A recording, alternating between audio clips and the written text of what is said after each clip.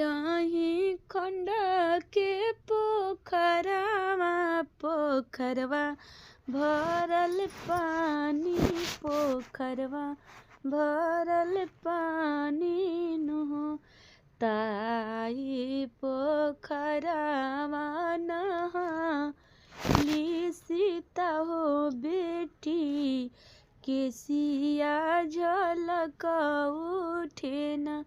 ताई पोखरवा नहाली सीता हो बेटी केसिया झलकी उठे न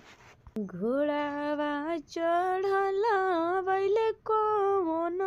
दुल्हा घोड़ा बेल माई देहले न घोड़ावा चढ़ल बैले कौन दुल्हा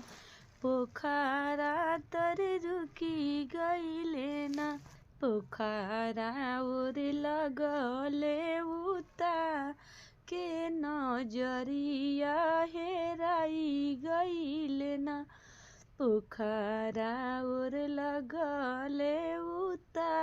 के नजरिया हेराई गईले न पानी पीला ये दुल्हा पानी पीला ये दुल्हा पानी पीला पानी पी के चली जाऊ ना देखिली है हमारो जे पापा तो घोड़ा तो हर छिनीली है ना देखिली है हमारो जे चा तो घोड़ा तोहरो छिनीली है ना देखी है जे हमारो हो भैया तो घोड़ा तोहर छिनीली है ना देखी है तो हमारो जे भैया तो घोड़ा राउर छिनीली है ना कथी जे हमें तोहर पापा तो कथी तोहर चाचा हउए ना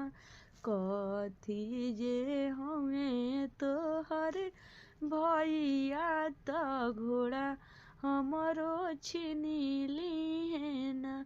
कथी जे हमें तोहर भैया तो घोड़ा तोहर छिनीली है ना था पुलिस जे हमें मोर पापा दरोगा मोर चाचा हमें ना पुलिस जे हमें मोरे पापा दरोगा मोर चाचा हमें ना बिजुलिया के मालिक हमरो भैया हमें घोड़ा तोहर छिनीली है ना बिजुरिया के मालिक हमरो भैया हमें घोड़ा तोहर छिनीली है ना पुलिस के कर में हाथ जोड़िया दरोगा के नमस्कार कर में ना पुलिस के कर में हाथ जोड़िया दरोगा के नमस्कार कर बेना बिजुली के मालिक से कर में लड़ैया तो घोड़ा अपन ले हबे ना बिजुली के मालिक से कर में लड़ैया तो घोड़ा अपन ले हबे ना।